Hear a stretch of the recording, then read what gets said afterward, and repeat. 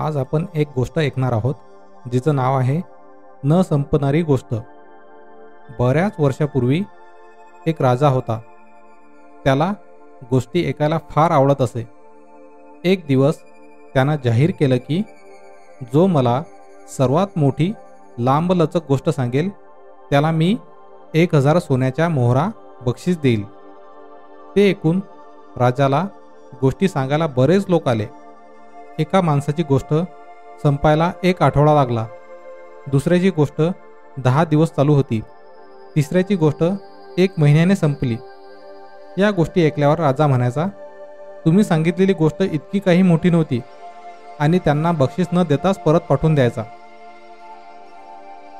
एका हुशार कथाकाराच्या कानावर जेव्हा ही गोष्ट आली तेव्हा काहीही करून राजाकडून बक्षीस मिळवायचंच असा त्यानं निश्चय केला.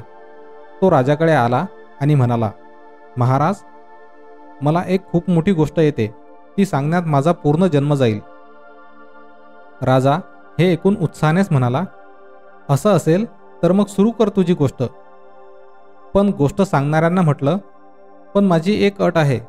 गोष्ट ऐकताना तुम्ही पुढे पुढे असं विचारत राहायचं. राजानं ही अट लगेच मान्य केली आणि गोष्ट सांगणाऱ्यांनी आपली गोष्ट सुरू केली. एका देशात एका वर्षापूर्वी खूप पाऊस झाला होता. छान पिकं आली होती. पहावं तिकडे धान्याचे डोंगर दिसू लागले. ते पाहून त्या देशाच्या प्रधानाने आदेश दिला, एक मोठं कोठार बांधा आणि हे सर्व धान्य त्यात नीट सांभाळून ठेवा, म्हणजे दुष्काळ पडला तरी आपल्याला काळजी करावी लागणार नाही.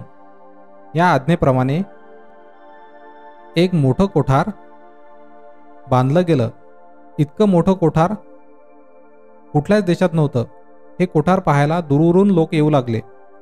या कोठारात हवा खेळण्यासाठी एक लहानसा झरोका ठेवला होता. एक दिवस एक चिमणी या गोदामाच्या भोवती उडत होती. तिला हा लहानसा झरोका दिसला. भुरकन उडून ती गोदामात गेली. तिनं धान्याचा एक दाणा घेतला आणि बाहेर आली. तो दाणा तिनं आपल्या घरट्यात नेऊन ठेवला. एवढी गोष्ट झाल्यावर गोष्ट सांगणारा थांबला. पुढे राजानं विचारलं. चिमणी उडत आली आणि परत कोठारात गेली. आपल्या चोचीत तिनं आणखी एक दाणा घेतला आणि आपल्या घरट्यात नेऊन ठेवला. गोष्ट सांगणाऱ्यांना पुढं गोष्ट नेली. पुढे राजानं विचारलं. दरवेळी चिमणी आली, एक दाणा घेतला आणि भुरकून उडून ते आपल्या घरट्यात ठेवून परत आली. अशी गोष्ट चालूच राहिली. आता राजाचा धीर संपू लागला. त्यानं विचार केला, चिमणी कोठारातला एक एक दाणा घेऊन गेली. हे ऐकण्यात माझं सगळं आयुष्य संपून जाईल, पण कोठारातलं धान्य काही संपणार नाही. ही गोष्ट ऐकता ऐकता मला तर वेळच लागेल. अरे देवा, आता या गोष्ट सांगणाऱ्यापासून कशी तरी सुटका करून घेतली पाहिजे. राजाने लगेच आज्ञा दिली, या गोष्ट सांगणाऱ्याला 1000 सोन्याच्या मोहरा देऊन टाका. मगच राजानं सुटकेचा निश्वास सोडला. तर मग कशी वाटली मजेदार गोष्ट? Moral stories in Marathi for kids पॉडकास्टला फॉलो करून शेअर करायला विसरू नका. धन्यवाद.